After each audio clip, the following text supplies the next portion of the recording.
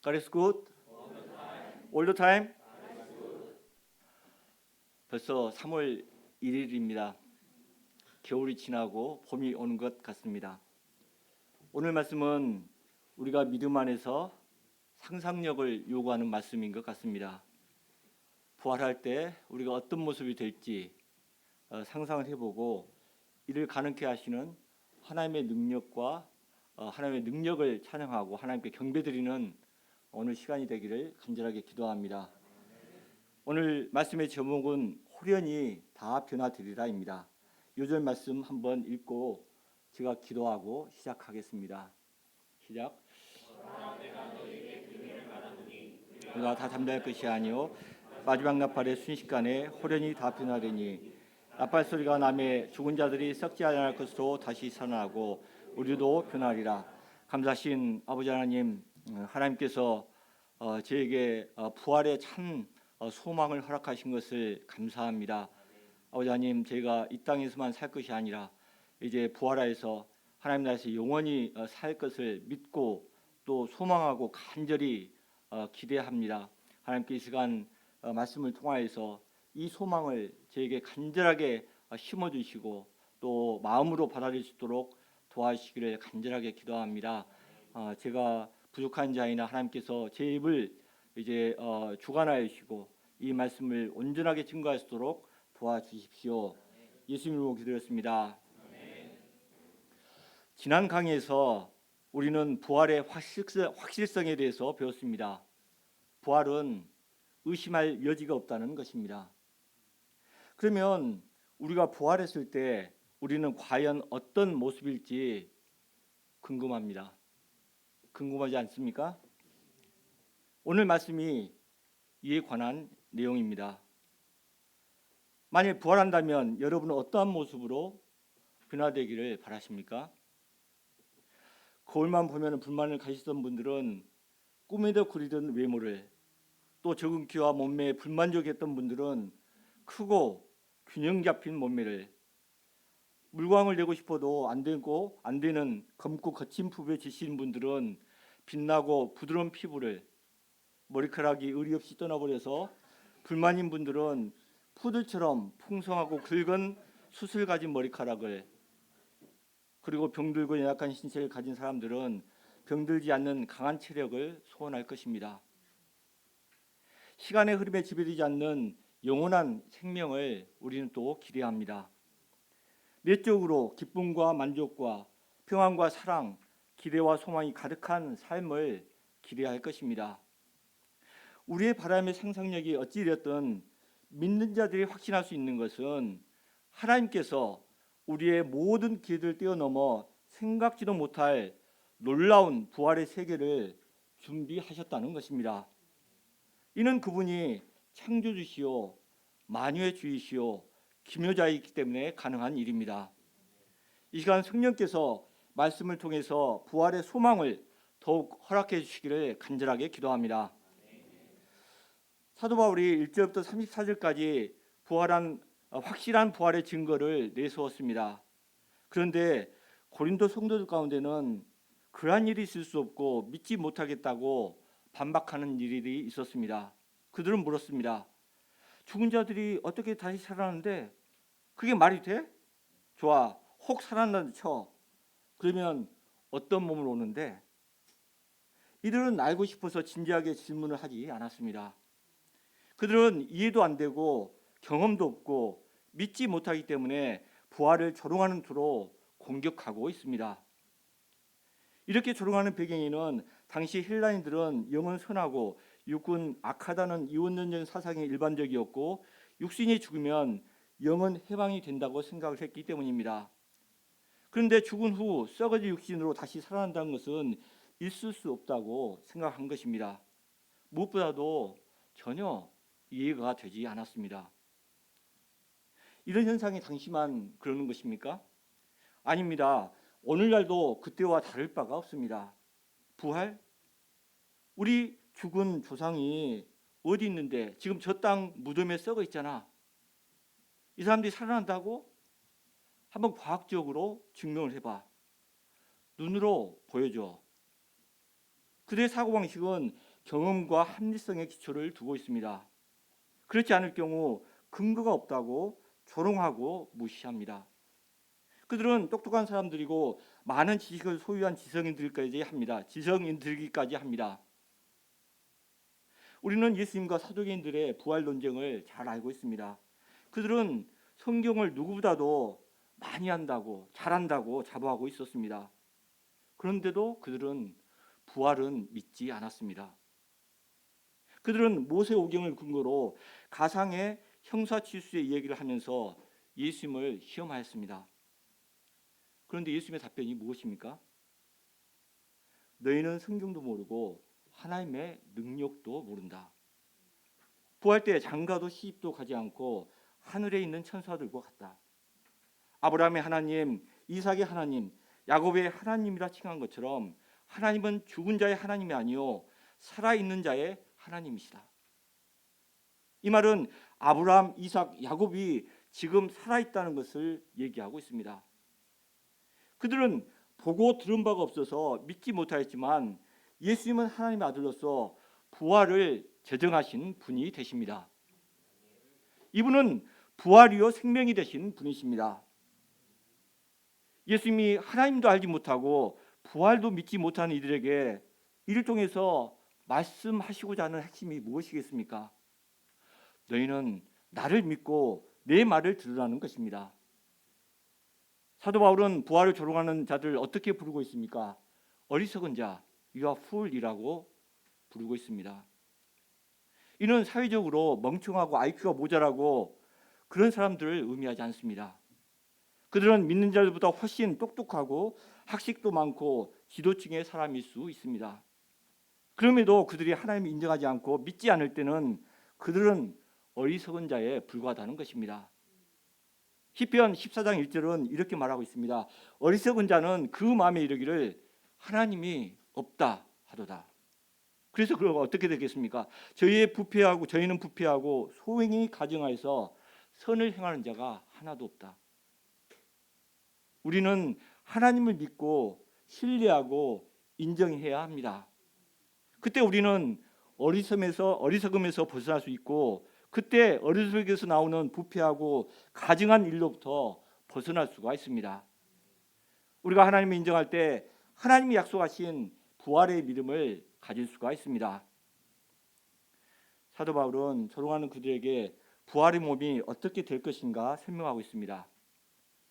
우리가 예수님께서 말씀하셨듯이 하나님 나라는 비밀이기 때문에 사람의 이성과 능력으로는 한계가 있을 것이 분명합니다.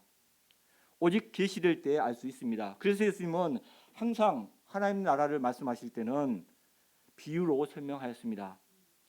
사도 바울도 땅에서 일어난 일들을 통해서 부활 시 일어나게 될 몸의 변화를 설명하고 있습니다. 사도 바울은 씨의 비유를 들고 있습니다. 한번 가정을 해 보겠습니다. 이 세상에서 살아본 적이 없는 사람에게 겨자씨 한 톨 여기 있습니다. 안 보이시죠? 안 보이기 때문에 어차피 없습니다. 그리고 성장한 2m나 되는 그 겨자나무를 보여주고 이것이 같은 것이다 라고 얘기를 하면은 그 사람은 깜짝 놀라고 반박할 것입니다. 그럴 수 없다. 그러나 우리는 씨가 자라서 이렇게 된다는 것을 너무도 많이 보았고 경험했기 때문에 이 사실을 의심 없이 받아들이고 있습니다. 자연세계에서는 너무도 익숙한 경험이기 때문입니다. 우리는 어떻게 자라는지 그 과정은 이해하지 못해도 의심하지는 않습니다. 이런 과정은 하나님께서 겨자씨 안에 형질 DNA를 설계하셨고 그것이 겨자나무가 되었기 때문입니다. 이 과정을 부활에도 그대로 적용할 수가 있습니다. 이 땅에 우리 몸은 씨앗의 역할을 하게 될 것입니다. 우리 몸 씨앗이 죽게 되어서 땅에 묻히면 다른 부활의 형체로 변형돼서 나타나게 될 것입니다. 그런데 여기서 우리가 관심을 갖는 것은 이 땅에서의 우리 몸, 곧 씨앗이 아니라 하나님 나라에서 다시 살아나게 될 부활의 형체입니다. 우리는 현재 우리의 연약한 모습만 보고는 부활하게 될 부활의 몸이 어떻게 될지 어떤 모습일지 설명할 수가 없습니다. 그런데 미리나 다른 것의 알갱이가 우리가 사는 자연에서 놀랄 만큼 변화하도록 하나님께서는 설계하셨습니다. 이 땅에서 씨앗의 경험을 통해서 깨알 만한 겨자씨가 땅에 떨어져서 자라면 2m가 넘는 겨자나무가 되어 새들까지 깃드는 무성한 나무로 자란다는 것을 우리는 경험을 통해서 알고 있습니다. 쭈글쭈글한 볼품없는 씨앗이 땅에 떨어져 죽게 되면 그 안에 있는 하나님이 허락하신 씨앗의 본질을 따라서 씨앗과 비교할 수 없는 아름답고 화려한 백합화나 장미로 자란다는 것을 우리는 너무 잘 알고 있습니다. 이와 같이 우리가 부활 시 상상할 수 없는 변화를 체험하게 될 것이라는 것입니다. 이 변화는 하나님의 능력의 손길에 달려 있습니다. 우리가 죽게 되면 하나님이 그 분의 뜻을 따라서 우리의 부활의 몸을 정해 주시기 때문입니다.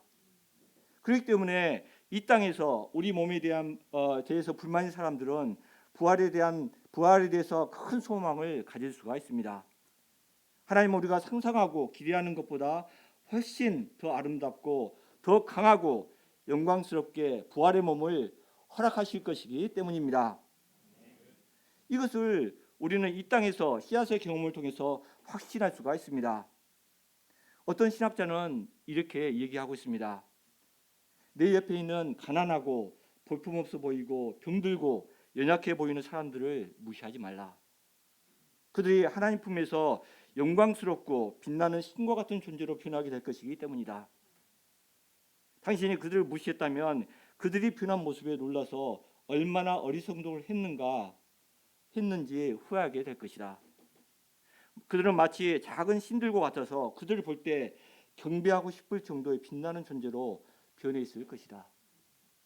그러므로 부활을 믿는 우리는 이 믿음 안에서 가난하고 연약해 보이는 동역자들 더욱 사랑하고 섬기고 존중해야 할 것입니다. 그래야만 우리가 나중에 변한 모습을 보고 후회하지 않을 것이기 때문입니다. 39절부터 41절을 보십시오. 사도 바울은 이 땅에서 육체의 다양성을 설명하고 있습니다. 사람의 육체도 있고 짐승의 육체도 있고 새의 육체, 물고기 육체가 존재합니다. 어떤 것들은 하늘에 있는 형체이고 어떤 것들은 땅에 있는 형체들입니다. 각 영역에 속한 형체들의 모양, 기능, 능력이 모두 다릅니다.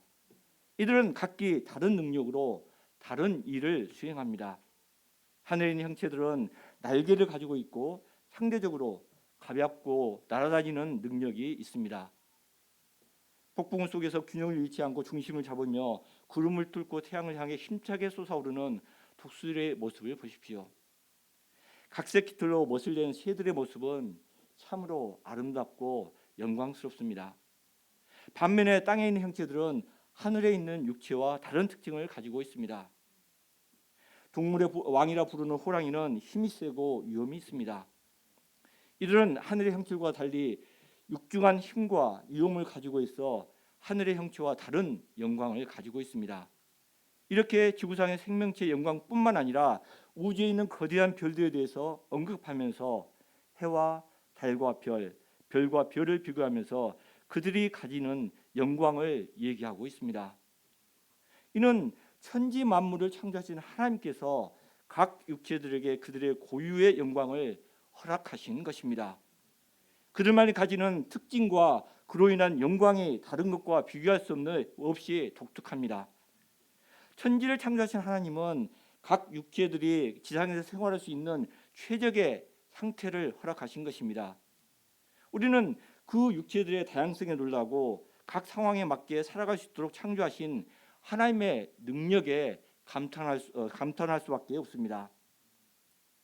이들이 이렇게 세상에서 자신만의 영광을 가지고 살아갈 수 있는 것은 하나님이 각 생명체에게 알맞는 형체를 허락하셨기 때문입니다. 부활의 몸을 얘기하면서 지상의 각 종류들의 형체들과 각각의 영광을 얘기하는 이유가 무엇이겠습니까?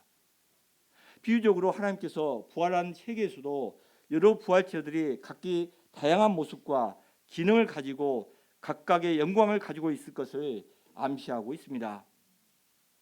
정말 그러한 모습이 가능할까요? 어떻습니까, 여러분? 천지를 창조하신 하나님의 창조 능력으로 이것은 충분히 가능합니다. 나아가 부활체들이 가지고 있는 그 영광은 지금 세상에서 육체들이 가지고 있는 영광과는 비교할 수 없을 것이라는 것을 암시하고 있습니다. 바울은 우리가 부활하게 되면 어떠한 모습으로 변하게 되는지 네 가지 방향으로 설정을 하고 있습니다. 첫째, 썩을 것으로 심고 썩지 않을 것으로 다시 살아나게 됩니다.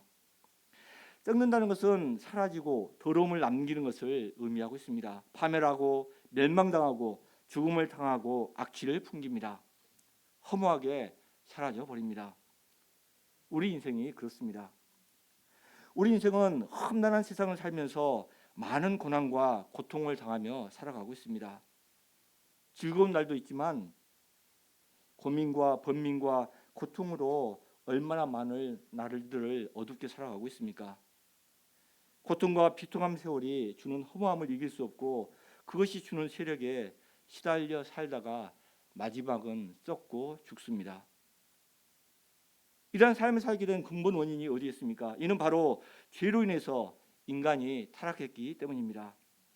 썩지 않고 아름답고 영원히 멸망하지 않는 삶을 살고 싶지만 범죄함으로 말미암아서 썩게 되고 멸망당하게 되었습니다. 그러나 이제 하나님께서 예수님을 통해서 우리에게 부활의 소망을 가지게 하셨습니다. 부활로 인해 썩지 않고 쇠하지 않는 영원한 삶을 허락하였습니다. 썩고 쇠하는 것이 죄 때문이었는데 예수님의 십자가로 죄로부터 해방되고 예수님의 부활로 우리가 죄가 주는 고통, 죄가 주는 것에 더 이상 영향을 받지 않고 죽지 않고 썩지 않는 영원한 삶을 살게 된 것입니다. 죄가 없기 때문에 고통하거나 부끄럽거나 허무에 쓰여지지 않으며 멸망하지 않습니다. 영원하고 아름답고 기쁨이 충만한 삶을 살게 되었습니다. 둘째는 욕된 것으로 심고 영광스러운 것으로 다시 살아나게 됩니다. 욕되다는 것은 모욕당하고 수치스럽고 불명예스럽다는 것입니다. 그렇습니다. 우리 삶이 수치스럽고 불명예스럽습니다. 죽는 날까지 하늘을 우러러 한 점 부끄럼 없기를 입새에 있는 바람이라 괴로워했다. 는 한 시인처럼 순결한 삶을 원했는데 정욕으로 욕되고 겸손한 삶을 원했는데 교만한 삶을 살아갑니다. 사랑했어야 했는데 또 사랑해야만 했는데 그럴 수 없었고 섬겨야만 했는데 그럴 수 없었고 미안하다고 고백해야 했는데 그럴 수 없었던 욕된 삶을 살게 되었습니다. 우리는 모든 불의와 추악, 탐욕, 악의가 가득하고 시기와 살인 분쟁, 사기, 악독이 가득하고 수근수근하고 비방하고 능력하고 교만하고 자랑하고 악을 도모하고 부모를 거역하고 우매하고 배악하고 무정하고 무자비한 욕된 존재가 되었습니다. 그러나 우리가 갖게 될 부활의 몸은 이제는 순결하고 명예롭고 충성스럽고 영광스러운 모습으로 변하게 될 것입니다. 하늘을 우러러 한 점 부끄러움 없는 순수하고 아름다운 존재로 변하게 될 것입니다.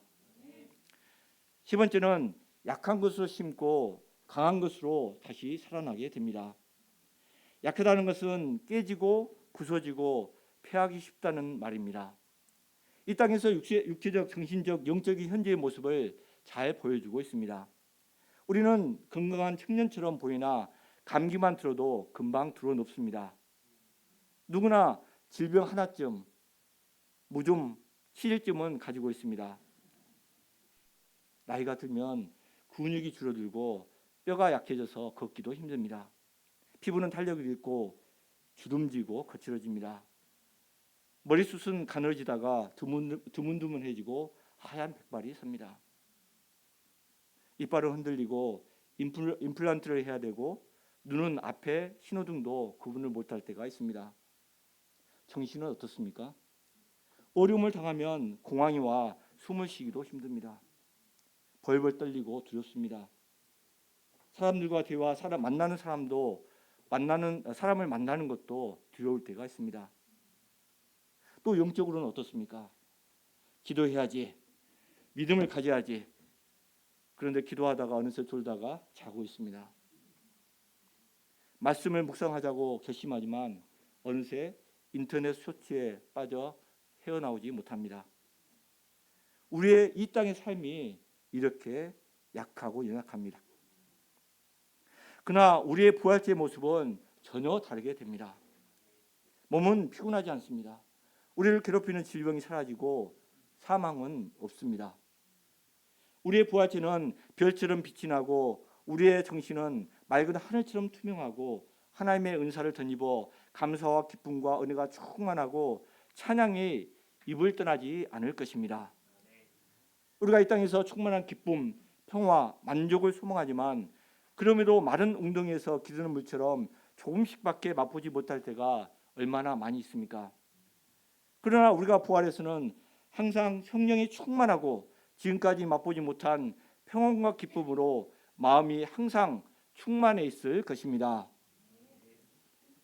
위의 세 가지를 종합해 보면 우리는 육신의 몸, 썩을 것, 욕된 것, 약한 것으로 심고 신령한 몸, 썩지 않을 것, 영광스러운 것, 강한 것으로 부활하게 된다는 것입니다. 얼마나 바라고 소망스럽고 기대가 되는 말씀입니까? 하나님은 무에서 천지를 창조하시고 같은 물질에서 여러 종류의 생명을 만드신 능력의 하나님이 되십니다. 이러한 능력을 가지신 하나님께서 썩어질 몸에서 부활로 영광스러운 생명의 몸을 만드실 능력이 어찌 없겠습니까? 하나님께는 모든 것이 가능하시며 불가능일 수가 없습니다. 우리를 부활의 몸으로 창조하시는 소망의 하나님, 능력의 하나님께 큰 영광과 감사와 찬양을 돌려드립니다. 45절부터 49절에서 바울은 첫째 아담과 둘째 아담의 비교를 통해서 부활이 반드시 있다는 것을 설명하고 있습니다. 육의 몸이 이렇게 있는 것처럼 신령한 몸이 반드시 있다는 것입니다. 우리가 첫째 아담의 후손으로 이 세상에서 육의 몸을 가진 것 같이 둘째 아담으로부터 신령한 몸을 가질 것이라는 것입니다. 여기서 생명은 영혼이 있는 의미로 사람의 목숨을 의미하고 있습니다. 자연적인 목숨이라는 것입니다. 우리의 생명은 삶을 유지하지만 죄의 유혹을 당하기도 하고 결국 사망과 부패를 면할 수 없는 생명을 말하고 있습니다. 반면 살려주는 영은 조호 포이에오 푸뉴마, 이것은 생명을 만들어주는 영이라는 의미입니다. 여기서 영은 성령, 하나님의 능력을 표현하고 있습니다.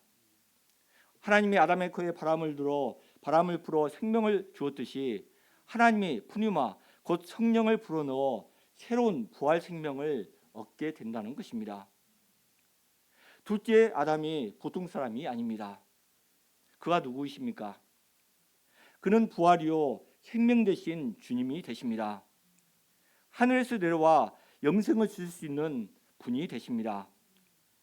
하늘에서 내려온 자, 곧 하늘에 계셨던 자, 하늘과 땅의 주가 되시는 예수 그리스도가 되십니다. 첫째 아담이 육신의 형질의 전이로 우리에게 현재 우리가 입고 있는 육신을 전해 주었다면 둘째 아담은 부활하심으로 부활의 형질을 우리 몸에 부어주시고 신령한 몸으로 만들어 주십니다. 우리가 아담 안에서 현재의 몸을 가지고 있는 것을 우리는 만져보고 알고 있습니다. 이와 같이 그리스도 안에서 영의 몸을 가질 것도 그만큼 확실하다는 것입니다. 우리는 첫째 아담을 닮아 땅에 속했지만 둘째 아담을 닮아서 하늘에 속하게 됩니다. 육신의 몸을 가진 만큼 확실하게 영의 몸을 가지게 될 것입니다. 그러면 우리가 반드시 하늘에 속한 형상을 입어야 하는 이유가 무엇입니까? 다 같이 50절을 한번 읽어보시겠습니다. 시작.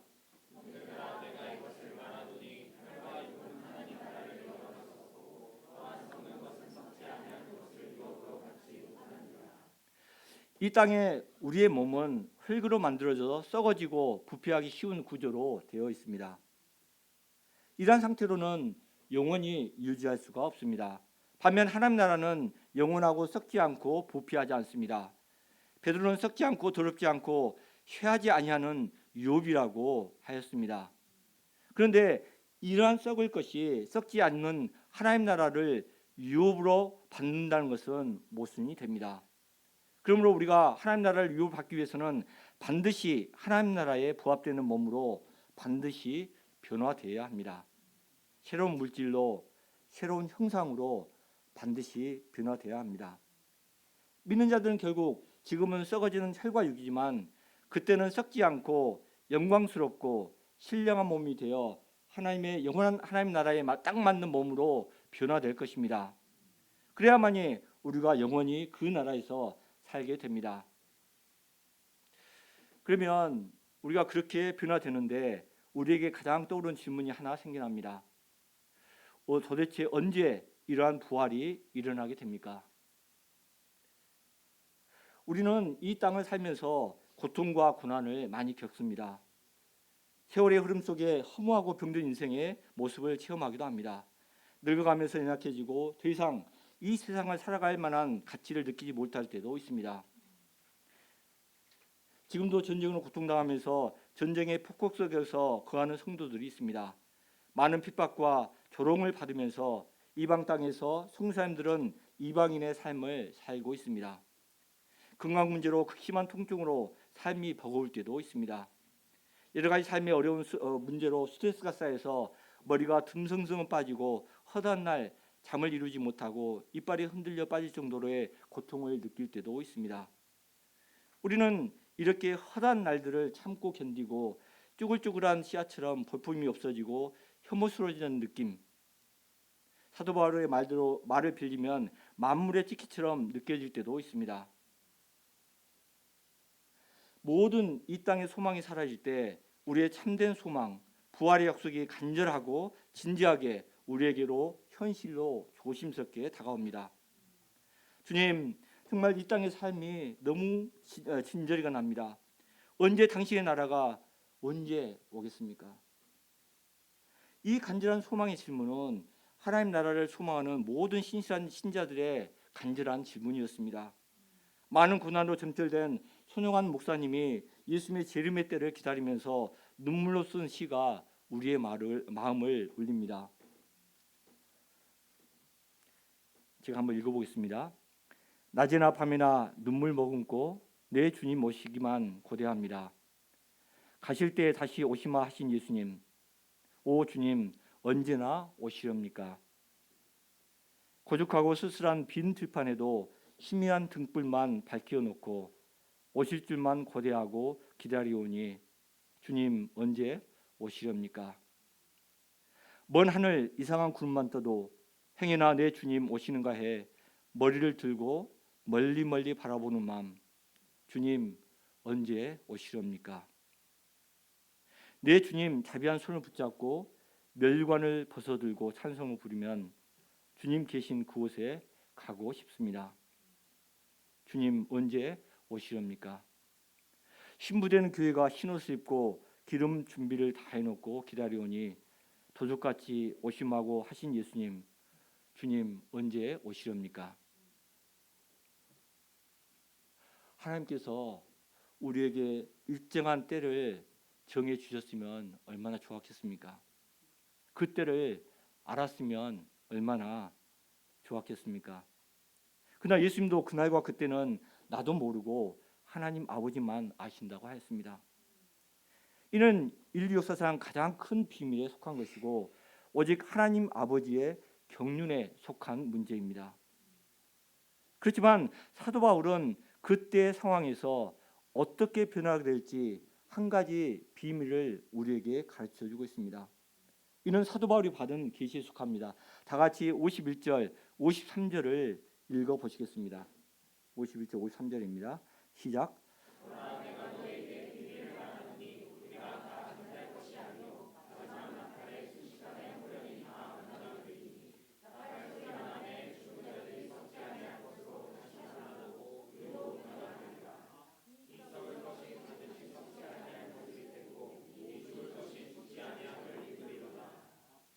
이것이 비밀이라고 하였습니다.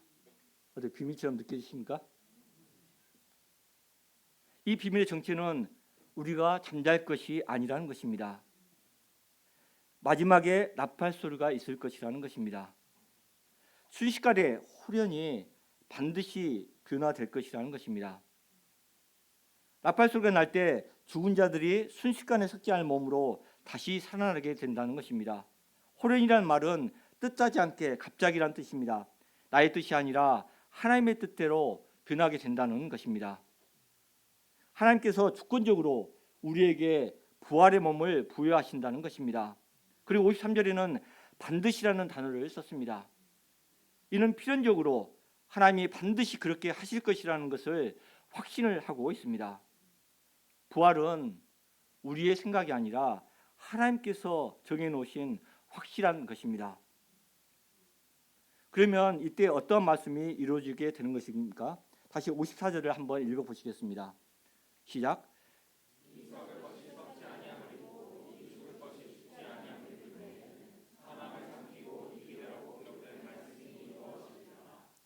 54절은 이사야 25장 8절을 인용한 말씀입니다. 사망을 영원히 멸하실 것이라 주 여호와께서 모든 얼굴에서 눈물을 씻기시며 그 백성의 수치를 온 천하에서 제하시라. 여호와께서 이같이 말씀하셨느니라. 그리고 55절은 호세아서 13장 14절을 인용한 것입니다. 새 버전은 이렇습니다. 내가 그들을 수월의 권세에서 속량하며 내가 그들을 사망에서 구속하겠다. 사망아 내 재앙이 어디 있느냐? 수월아 내 멸망이 어디 있느냐? 이제는 내게 동정심 같은 것은 없다. 인류 역사상 가장 큰 적이 바로 사망입니다. 모든 사람들은 이 앞에서 예외 없이 사망 앞에서 무릎을 꿇었습니다. 아무리 건강한 자라도 아무리 큰 권력을 가진 왕일지라도 사망은 피할 수가 없었습니다. 사랑하는 부모가 사랑하는 남편, 아내가 죽어야만 했고 가슴에 새긴 자식들이 죽어야만 했습니다. 인간과 사망 간의 싸움에서 최후의 승자는 항상 사망이었습니다. 이 사망이 어디서 온 것입니까? 인류가 하나님 앞에서 죄를 범했기 때문입니다. 이로 말미암아 사망은 우리의 삶 가운데 왕노릇하게 되었습니다. 사망은 단순히 죽음만을 의미하지 않습니다. 사망이 우리 삶에 들이오는 그림자는 우리 인생을 불행하게 하였습니다. 죄를 범함으로 야게 된 모든 고통들 바로 사망의 그림자입니다. 허무와 무의미, 무정, 무자비, 무관심, 두려움에 시달리게 되었습니다. 항상 죄의식과 심판에 대한 두려움에 질려왔습니다. 그러나 이제 예수님의 부활로 말미암아 상황이 역전되었습니다. 부활의 그날 사망이 이김에 삼킨 배가 되었습니다. 예수님의 부활의 승리가 사망을 삼켜버린 것입니다. 예수 그리스도의 부활로 말미암아 죽음, 사망의 권세가 하나님의 영원한 생명과 승리, 이김에 의해서 완전히 소멸되고 정복되었습니다. 인류를 공포와 멸망으로 몰았던 죽음이 더 이상 힘을 쓰지 못하고 영원한 생명 안에서 흡수되어서 사라지게 된 것입니다. 부활 때는 사망이라는 단어가 사라집니다. 허무주의, 무의미, 무정, 무자비, 무관심, 두려움을 아무리 사전에 찾아봐도 없습니다. 대신 우리는 참된 사랑과 소망, 평안과 찬양, 만족, 기대와 충만한 기쁨으로 가득하게 될 것입니다. 요한계시록은 이렇게 기록하고 있습니다.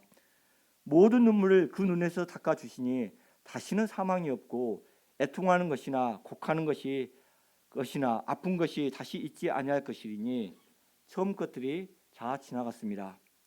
그들이 다시는 줄이지도 아니하며 목마르지도 아니하고 해나 아무 뜨거운 기운에 상하지도 아니하니 이는 보좌 가운데 계신 어린 양이 그들의 목자가 되사 생명수 샘으로 인도하시고 하나님께서 그들의 눈에서 모든 눈물을 닦아 주실 것입니다. 우리에게 부활의 승리를 주시는 하나님께 감사와 찬양을 돌려드립니다. 그런데 이런 질문이 생깁니다. 이 부활은 먼 날 부활시 일어날 것이고 지금 내 현재 삶이 중요한데 지금 삶이 부활과 어떻게 연결되는 것이지? 부활은 다만 내가 죽고 난 후 먼 후에 일어난다면 현재를 살아가는 나에게는 굉장히 잔인한 것처럼 느껴집니다. 그러나 그렇지 않습니다. 이미 부활은 우리 안에서 이미 시작되었습니다. 예수님은 이렇게 선포하십니다. 나는 부활이요 생명이니 나를 믿는 자는 죽어도 살겠고 살아서 나를 믿는 자는 영원히 죽지 아니하리니 이것을 너희가 믿느냐? 믿는 자들에게는 부활은 믿음 속에서 시작되었고 죽음이 더 이상 우리를 괴롭히지 못합니다. 나는 부활이요 생명이니 이 말씀은 이 땅에서 우리가 예수님을 믿고 거듭난 삶을 의미하기도 합니다. 하나님의 나라가 이미 이 땅에 임했습니다.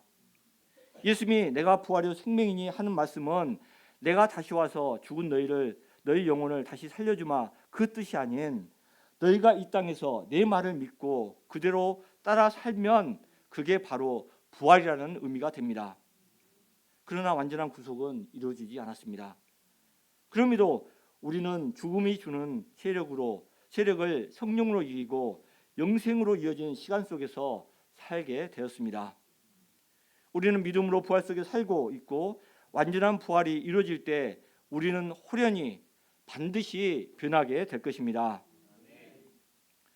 또 믿는 사람들은 이렇게 말합니다. 2000년 전에 예수님이 승천하시고 그 사이에 안 오셨는데 종말이 너무 길지 않습니까? 그렇게 생각이 되죠. 그런데 이런 생각들을 베드로는 잘 알고 있었던 것 같습니다. 그래서 의심하고 있는 그들에게 서신서에서 이렇게 쓰고 있습니다. 베드로후서 3장 8절 그러나 사랑하는 자들아 이 한 가지 일을 잊지 말아라. 주님께 있어서 하루가 1000년 같고 1000년이 하루와 같다. 우리에게 2000년 같이 길어 보이나 예수님이 부활하신 지 하나님의 시간에서는 이틀밖에 지나지 않는 것입니다. 이렇게 연기된 것처럼 보이는 것은 바로 모든 사람이 멸망받지 않고 구속받기를 바라시는 하나님의 간절한 소원에 있습니다.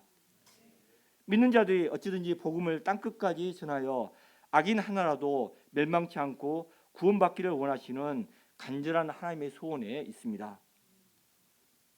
그러면은 현재의 부활을 체험하고 그리고 확실한 부활을 믿을 때 우리는 어떤 삶을 이 땅에서 살아야 되는 것일까요? 다 같이 58절을 읽어보시겠습니다. 시작.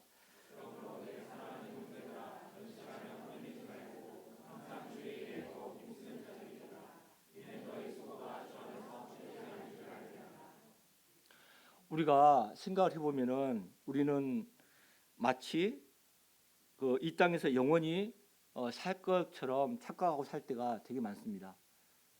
저도 20대를 생각하면 영원히 늙지 않을 것처럼 착각을 했습니다. 근데 벌써 60대가 들어갔습니다. 이게 굉장히 이상하고 놀랍습니다. 이 시간이 이렇게 빠른가? 우리가 이 땅에 매이면 이 땅의 좋은 것들에 현혹되어서 믿음이 흔들리기 쉽습니다. 우리를 안락하게 하는 것들, 즐겁게 하는 것들 주위만 돌아봐도 여기저기에 널려 있습니다. 그러다 보면 돈과 권력에 자연스럽게 휩쓸려 정체성이 흔들리고 내가 도대체 무엇을 위해 살아야 하는지 방향성을 잃게 되어버립니다. 그래서 우리는 주의 일보다는 자신의 일에만 자연스럽게 몰두하게 되어버립니다. 그러나 분명한 것은 이러한 것들은 썩어지고 사라질 것이고 무의미할 것이라는 것입니다. 그러나 주의 일은 영원한 가치를 가지고 있습니다. 우리가 부활의 소망을 가질 때 무엇을 위해 살아야 하는지 그것은 분명해집니다. 주님의 일만이 헛되지 않는다고 분명하게 말하고 있습니다.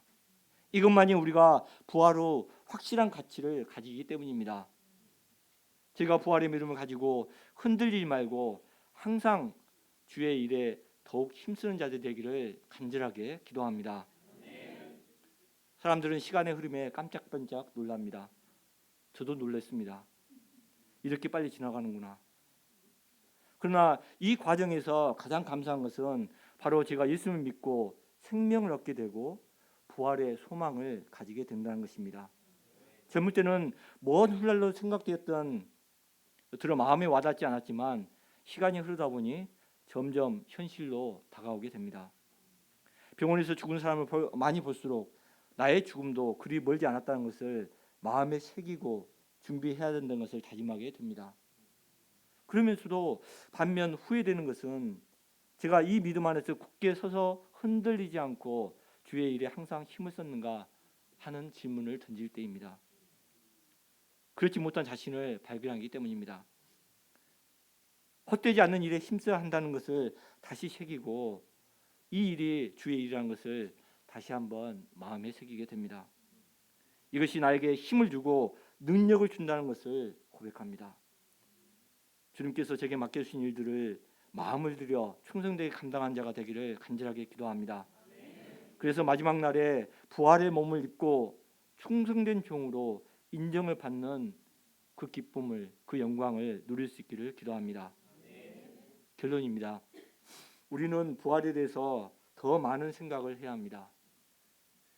누군가 이렇게 얘기했습니다. 예수님의 최대 업적은 그분이 부활의 메시지를 선포하는 것이고 그 메시지로 다시 사신 것이다. 지금 나의 삶이 나를 좌절과 어둠과 절망에 몰아넣더라도 주께서는 부활과 생명으로 다가오십니다. 주님께서는 무덤 저 건너편에 놀라운 소망을 약속할 뿐만 아니라 부활의 능력으로 지금 이 순간에도 내 삶을 치유하시고 나를 새롭게 하시기를 원하십니다. 우리가 부활의 소망, 하늘나라의 변화를 생각할수록 우리는 고통과 좌절을 치유할 수 있는 힘을 얻게 됩니다. 이 세상을 위해서 가장 많이 일한 그리스도인들은 바로 부활에 대해서 가장 많이 생각했던 이들이었습니다. 성경 속에 위대한 역사를 이룬 인물들이 이러한 흔적을 남기게 할 수 있었던 것은 그들의 마음에 부활의 소망을 가질 수 있었기 때문입니다. 그들은 더 많은 선한 일을 하기 위해서 부활에 대한 소망을 가졌고 부활의 꿈을 현실로 붙잡은 사람들입니다. 그러나 우리가 만일 부활에 대해서 더 이상 생각하지 않게 되고 잃어버린다면 기독교는 세상에서 현실에 매여서 힘을 잃어버릴 것이 분명합니다. 그러므로 우리는 젊을수록 부활에 대한 믿음과 확신을 가져야 합니다. 젊다고 시간이 많은 것이 아닙니다. 늙었다고 시간이 적은 것이 아닙니다. 우리는 부활하여 신령한 몸으로 영원히 신과 같은 존재로 살아갈 존재들입니다. 이 땅에서 이러한 소망에 부합한 삶을 살아갈 수 있기를 간절하게 기도합니다. 제가 기도하고 마치겠습니다.